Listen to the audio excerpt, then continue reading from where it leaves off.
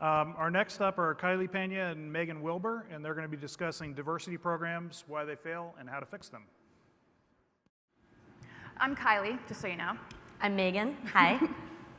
So you might have noticed there's been an increase in the number of diversity programs across the entertainment industry as it intersects with the STEM fields. These programs have grown a lot over the last decade. These programs have emerged as sort of a reaction to all the research that has been done that shows a real lack of women and people of color in our industry. There have also been a lot of studies that show there's been an increase in graduates, and there's an increased awareness and interest. So of course the obvious thing to do is to make a program, help these people in. However, in the years since all these programs began, there has been no significant increase in the representation of women and people of color in Hollywood's creative and technical roles below the line. While public perception of diversity has generally been more favorable and there's college programs focused on building those types of communities and access, there's really been no improvement in the professional landscape when compared to 20 years ago, and that's according to several industry studies. And basically, these diversity programs are failing because they're focused more on the symptoms and less on the disease. Their focus is on above-the-line roles in the industry, like directors, executives, rather than below-the-line individuals like editors and technicians and so on. They usually have an entry fee. They require significant time commitment, often during the work week, which is very difficult for young people. They don't provide reimbursement for travel. They don't have stipends generally for living expenses if you're required to live in a different city. Few people are selected to take part, and these exclusive programs typically provide only a short contract at the conclusion, if there's any employment associated with them at all. Mostly these programs are focusing on people who are established in their careers, and they're not considering the real problem, which is that the industry, especially during the first 5 years of your career where you're just out of school, you don't have access to, not everyone in every geographical location has access to people at the ASC, people at SMPTE, like living in this area does. So, and it doesn't really account, most of these programs don't really account for the differences like that in access and providing access to the status quo. So in our industry, the status quo just happens to largely be white men, and as a result of that, each step up the ladder, we see more and more women and people of color are disappearing from the industry. And as we discuss these topics, remember that this is just really a high-level overview of the research that we talk about in our paper. There's a lot more in-depth analysis of these interdisciplinary studies in the paper. We know that discussions about diversity programs like this can be a little divisive, but they shouldn't be. If a viewpoint here feels a little one-dimensional, or you're wondering, you're feeling a little defensive, please know that we want everyone in this room to be an ally, and this conversation is really geared towards solutions, but also accepting the reality that the statistics and research are telling us. And there's a lot more to this discussion, so it should be an ongoing discussion that can't really be encapsulated in a PowerPoint like this, so we encourage you to check out the paper. So to get in the right mindset for this discussion, consider yourself and people like you and me at the beginning of our career. Were you mentored? Did you work a lot? Was it hard? Did you have a support system? Or maybe you didn't. Who or what was the turning point for your career if you had one? Maybe you had advantages and maybe you had disadvantages. Consider that everyone in this room has a very different story, and the people that aren't in this room even more so. What might have changed your successes along the way? In our research, the greatest barriers to success we found lie right at the start of the career in the first 5 years. This is where we think that the focus of diversity program efforts should be focused. So today we're going to make some practical recommendations for the evolution of more effective diversity programs in entertainment engineering. Before we do, it's important to understand the diversity gap as it exists today, which can be explored by combining data on the broad STEM industries as well as the media industry. So these numbers paint a clear picture that there's actually a much larger proportion of white men in these professional spaces than women and people of color, and that's here in the United States. 20% of the engineering graduates are women and 6% of them are black men. However, when you look at the employed engineering professionals, those numbers drop significantly to just 11 and 3%. In 2014, there were a number of black graduates from prestigious undergraduate computer science and engineering programs. It was at 4.5% at graduation, but in Silicon Valley, the employment numbers for that demographic is just at 2%. So something is happening there between the university and employment. In television, film, and media, women are typically about 50% of the undergraduates, but women are only represented, the highest representation they have is in the editing field at just 18%, so that's less than half. So something is happening there. Hispanic, African American, and Native American individuals occupy just 10% of the STEM jobs in the US, but they're 26% of the general population in the US. So why is this happening? Why does this gap exist? What is this problem? There's a lot of people who are of the mindset that these minority groups aren't represented in the STEM fields because they're either not interested or they simply aren't suited for the roles. Women who look like us are cited to be rare examples, exceptions, and women who don't look like us are even more rare. So to fully understand why these diversity programs are failing and how to fix them, we have to understand that there's a systemic implicit bias, and that influences our thoughts and actions. We all have biases in our subconscious. These could be locally developed societal expectations, or the political leanings of our parents, or key interactions we had during points in our development. These may or may not really be part of our self-defined personal views, and in fact, they're often not. So let's briefly walk through some studies that set up how these inherent biases really affect the ability of women and people of color to find and maintain a foothold in our industries in these technical jobs, starting in early education and working forward. A 2016 study showed that when preschool teachers were told to watch a video for potential aggressive behavior, their tracked eye movements lingered longer on black children. There wasn't any aggressive behavior present. Parents are 2.5 times more likely to Google, "Is my son gifted?" than "Is my daughter gifted?" Most first graders rate themselves as good at all subjects when asked, but by age 10, despite actual performance, girls consider themselves bad at math and science, while boys are more likely to consider themselves good even if they're failing. A 2015 study of over 6,000 faculty members showed that traditionally white male names were most likely to get a response when requesting meetings to discuss graduate studies, while Asian female names were least likely. The letters that were sent were all otherwise identical. In another similar study, people with black-sounding names had to send 50% more resumes to get a call back from an employer. A report on the gender wage gap from this past August found that there was no noticeable correlation between gender disparity in the workplace and commonly cited reasons for it, like ability, job market, motivation, productivity, or bargaining power. The only explanatory factor found across this 10-year study is what researchers refer to as taste discrimination. Hiring managers chose to value men more than women based on stereotypes and implicit or explicit bias. So these gender and cultural biases are developed through kindergarten, they're carried through early education, all through college, into young adulthood, and then we bring them into the workplace. So all these studies are showing that the status quo for STEM jobs in the US includes a general lack of visibility for women and people of color in conference rooms and research labs, on panels.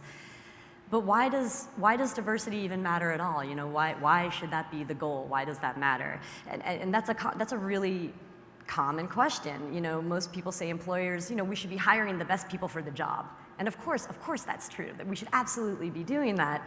You know, and we should have a system purely based on merit with the best candidates succeeding through their own talent. However, what's happening is that there's a pre-filtering that's happening during these first 5 years, so that when you're going to hire, your pool has already been filtered in a certain way. So you're trying really hard to source this pool. The pool has already been filtered. Employers can't choose to hire the best people for the best job if they're only looking at a small portion of the global community, because that's all you're able to have access to. So our co-author, Katie Hinson, is a world-renowned media expert and a thought leader, and she's been part of many panels and committees during her career. And she recently commented to an organization that they had an upcoming panel of experts that was entirely composed of older white men. And in response, the panel organizers said, we're really just seeking to have experts. She said, this panel's all men of a certain age, and they tend to be white. And they said, well, we're really just looking to have experts on this panel, and we don't want to just add a woman or a person of color, just to add them. We don't want to distill the expert group. What's interesting about that is that that's going to be a pretty narrow discussion between experts when your panel just represents 1% of the population of expert voices. So Ms. Hinson's diversity math thought experiment is going to illustrate for you how this selection starts happening. So if you consider the user base of any given discussion topic as an example, as part of this thought experiment, 51% of the general population in the US are women, 63% of the US population is white. Experts are being sampled from only 31% of the user base, actually. So we might consider an expert to be someone who's in the top 20% of users on whatever that topic is. And so if the panelists are all between 45 and 55 years old, that's 20% of the working age population. Breaking down the math step by step, you can start to see how the panel effectively really is just sampling from 1% of the user base. And we're going to watch an animation that helps demonstrate this. So this is all users. And then this is the 49% of the US population. It's going very fast. 20% are over 45, 55, 63% are white. And the top 20% of that are your experts. So you've got 20 of 63 of 49%. You've effectively just sampled a very tiny 1% of the user base, and these are your expert voices. So that's really fascinating when you look at the math here. So as we know, there are a lot of social biases and barriers to entry that are actually just resulting in the user base. And so that it doesn't mirror the general population. And we can apply this thought experiment to other statistics that we do have about our industry specifically. So there's an estimated 25% of our combined technical workforce, which is the below the line people, 25% of that population are women, that workforce. About 25% of that are non-white. So our hypothetical panel is starting to look a lot more realistic statistically, while our workforce isn't. So if 75% of your employees are male, and 75% of those male employees are white, even with diversity in age, you're still selecting 3/4 of your staff from only 6% of the pool of qualified and high-performing candidates. So again, let's visualize that. That's 75%, that's the 20%, the working age population. And as you see, the user base really starts getting filtered. So if you're selecting from 6% of the pool, are you really choosing the best candidate based on merit? You're choosing the best from that 6%, sure, but that's a very small pool to start with. So the meritocracy argument kind of falls away here when you start looking at the data. And to build from that, there's a lot of mathematical algorithms that show hard evidence of how efficient problem solving really emerges in groups when you have a diverse workforce. It is proven to affect business. There are countless studies that have been done about that bottom line by Deloitte, Burson by Deloitte. But to many people, even in the face of all this data, diversity still seems like a way to force people into roles what they're poorly suited for, just for the sake of appearances. A lot of people have vocally opposed these diversity efforts, labeling the initiatives as a way to push out better qualified people.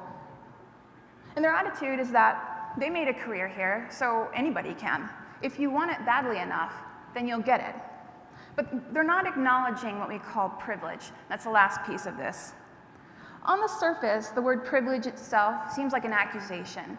It seems like it's making broad gender and racial generalizations, or to be honest, it kind of sounds like we're tearing down hardworking white men just for political correctness. But a key to understanding how to fix diversity programs and implicit bias is to understand and accept privilege in whatever form it takes for you.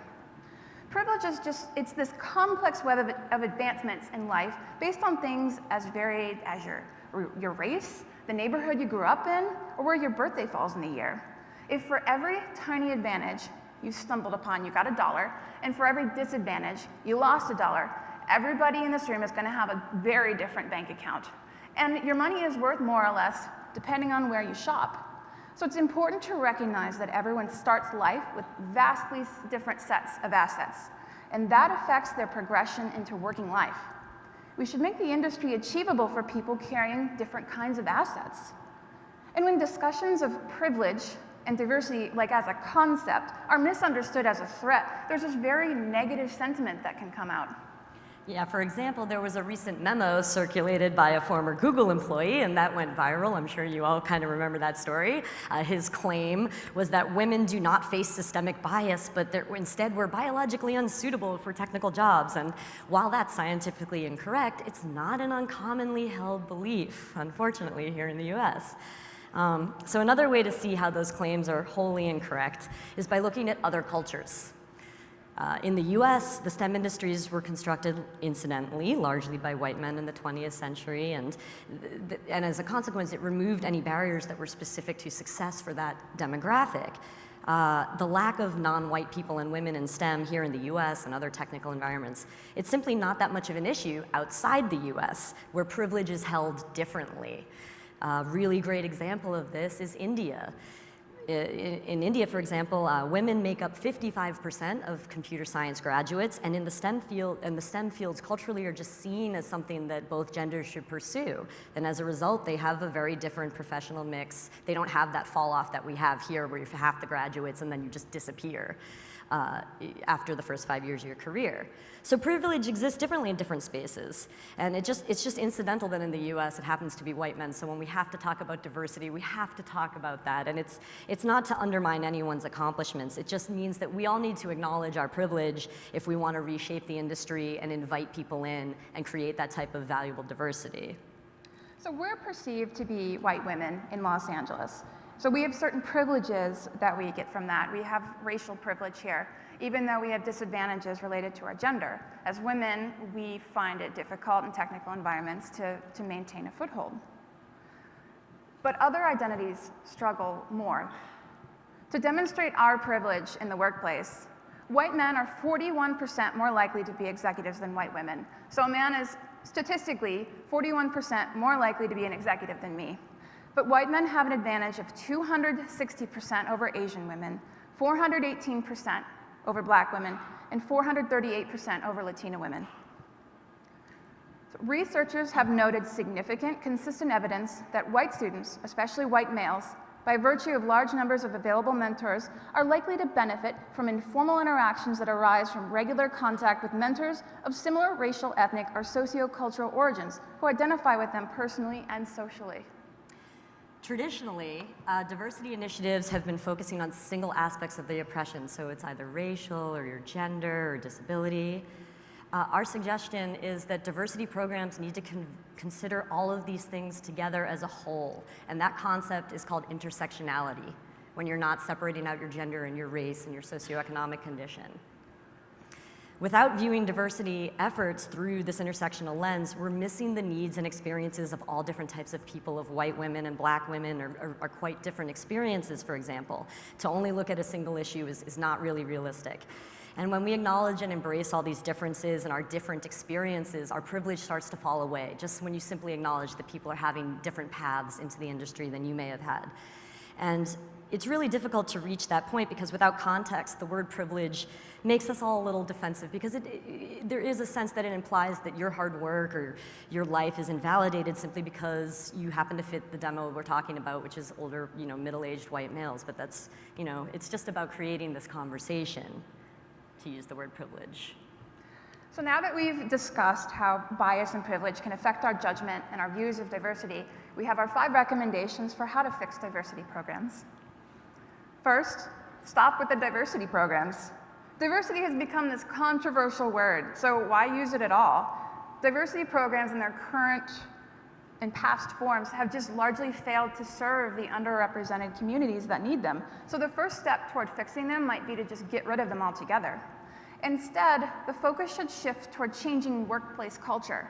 Instead of creating programs to place underrepresented people into environments where they can't succeed, we need to change our organizations to make them more inclusive so everyone can succeed. There are examples of organizations already doing this when it comes to improving diversity efforts. For example, Deloitte has discontinued its diversity groups internally in favor of focusing on managers, which are largely white men, because they want to train them on making the firm more inclusive. Next, make an effort to focus from the bottom up. Pretty much all of the diversity efforts in the entertainment industry right now are focusing on roles that are above the line, near the top of the ladder, or way past entry level, which is past the critical stage of career at which we see that drop off. The people looking at roles like these are already established in their careers. Plus, placing a woman or person of color into a hostile workspace that's not ready to support someone from a different experience is kind of setting them up for frustration, if not failure, and may actually undermine the larger goal and feed into that false assumption that they aren't suited for these roles. It's kind of a confirmation bias thing. So the concept of trickle-down feminism doesn't really work. It assumes that women are not biased themselves and that we're not able to have this broader impact in a hostile workplace. It's really hard to throw someone into an unsupported environment like that. You can't just start throwing people into roles unsupported, and there's exponentially more impact if you make it more slowly and from the bottom up.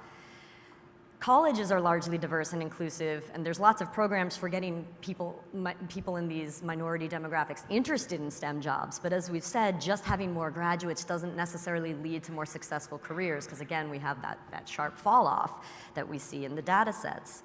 So many people are leaving. Many people in those demographics are leaving the industry around age 30, is what's happening, and we really need to help bridge that gap between the early and mid-careers where the pipeline is blocked.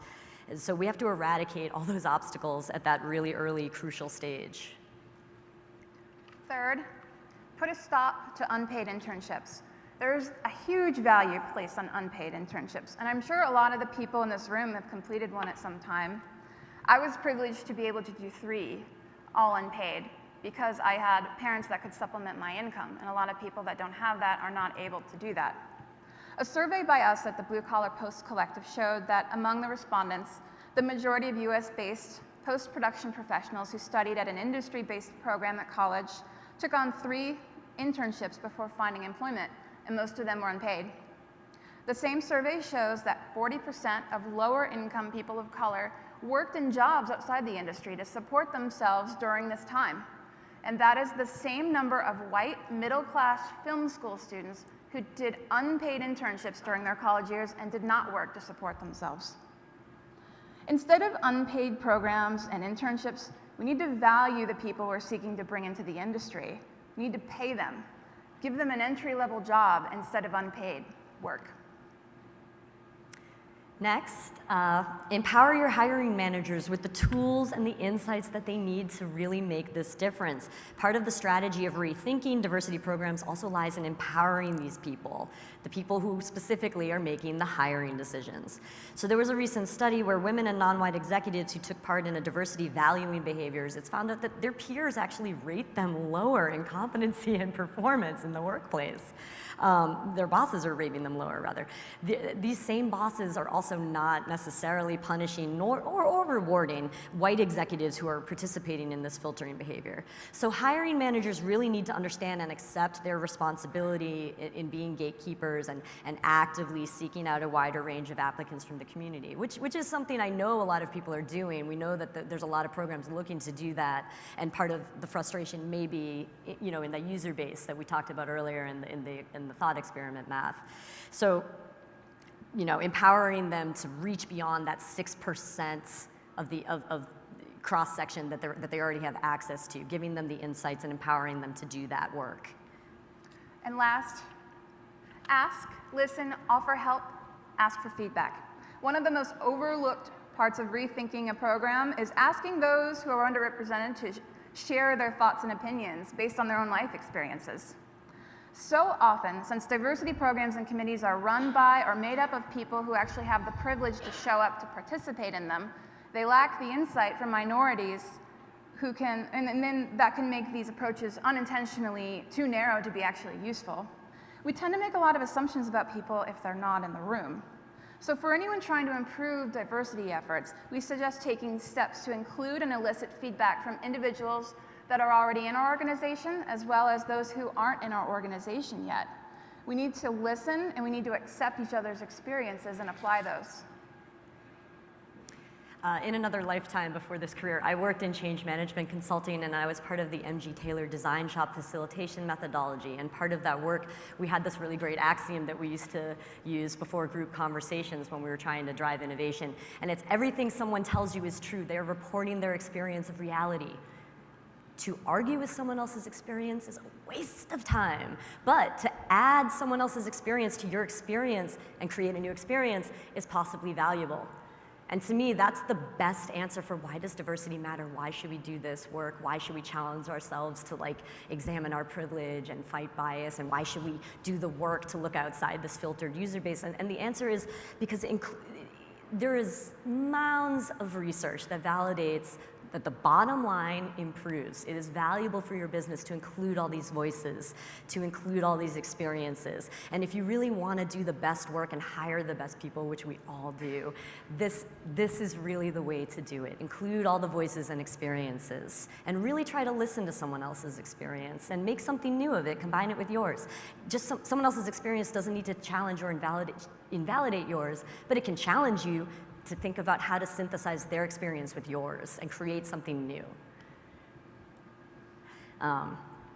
So it's true that changing the workplace culture isn't really alluring. It's not as cool and sexy as neatly packaging up a giveaway where you're sponsoring 3 people to attend an event, like Edit Fest or something like that. But giving those people those opportunities, the results of shifting your organizational culture by challenging yourself. It might not be instantly measurable, but long-term, it's going to create long-lasting opportunities for your employees, for your entire community, and it's going to give you a sustainable, positive gains in your bottom line. So our preliminary research shows that it's the first 5 years of a person's career in the media industry that determines how high they're going to rise. The average trajectory after that first 5 years tends to be reasonably consistent, for better or for worse, but the starting point varies immensely based on that level of privilege. We strongly recommend putting more resources into supporting the broad range of graduates and emerging talent who are in these first 5 years. Take steps to make your workplace inclusive for these people.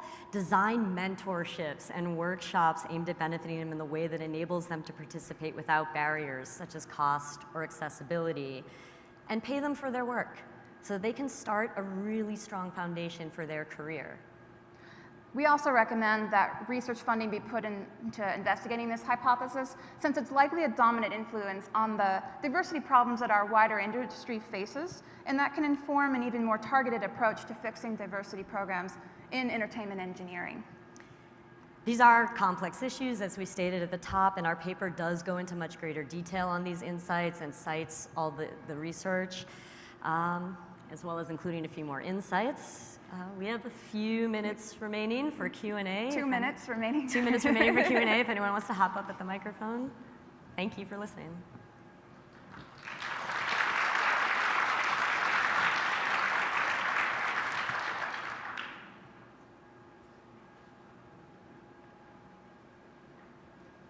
Hello. Hi, Chuck Canham, Rochester Institute of Technology. I'm a staff engineer and co-op hiring person, and my problem is in hiring women and people of color is I'm just not getting applicants or qualified applicants. So maybe you could speak to that or put out something on the internet to say, hey, apply for these jobs, don't be afraid of it. Especially if you're interested in learning. I've been in this business for 30 years, and there's nothing more I enjoy than passing on my knowledge. So, thank you for saying that. We are aware that that people are trying to connect with these groups, which is why we thought it was important to visually demonstrate with animation how the user base is being filtered, at a level before you're able to connect to them, because that is a problem. And do you want to speak to the solution? Yeah. Part of making the workplace more inclusive is that people right now that are women and people of color, they're looking at these businesses that aren't inclusive and they're thinking, I'm not going there. Because women and people of color generally statistically, they feel like they have to succeed at a much higher rate. So if they're looking at a company that doesn't seem welcoming, they're going to self-remove. If they're looking at a job description or job posting that seems kind of like they don't match it, they're not going to apply to it.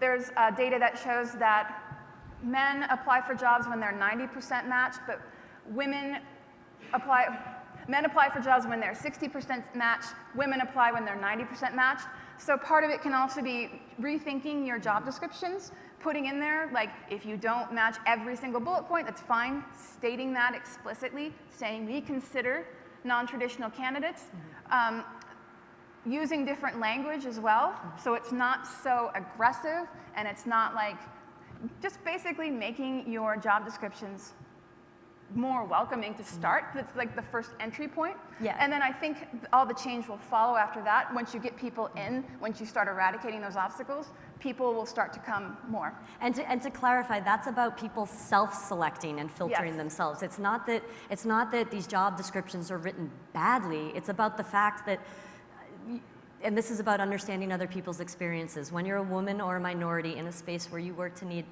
need to work 10 times as hard to be recognized, there's a tremendous amount of pressure on you to nail the job.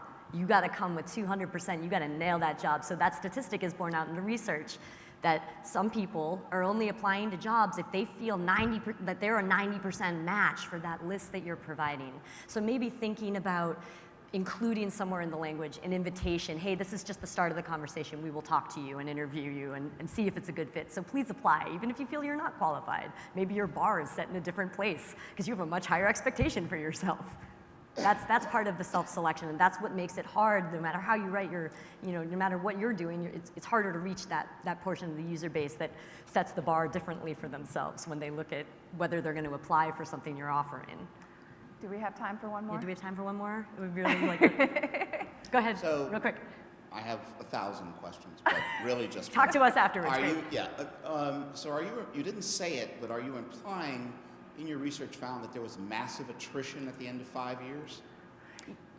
Yes. For example, And my other, did you study that? I really look forward to reading your paper. yes, I Did think you that you'll study enjoy it. It's got a lot of data. Yeah, it's very really, long. It's really rich data You sets. gotta carve up to read our paper.